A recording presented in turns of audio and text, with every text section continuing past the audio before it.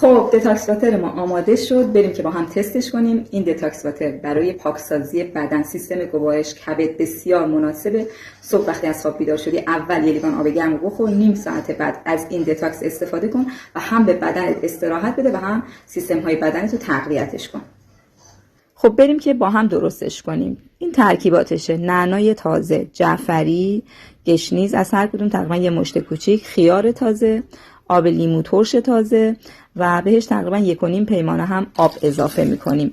گل کارمونم که عسل طبیعی هست، یه مقدارم دارچین بهش اضافه میکنیم و این ترکیبات رو با هم میکسش میکنیم. حالا این مخلوط رو از صافی ردش میکنیم. تو دوره قدم اول سلامتی آموزش این دتاکس واترها و اسموتی ها و همینطور ایجاد عادت‌های غذایی درست و اصلاح تغذیه رو بهت آموزش دادم.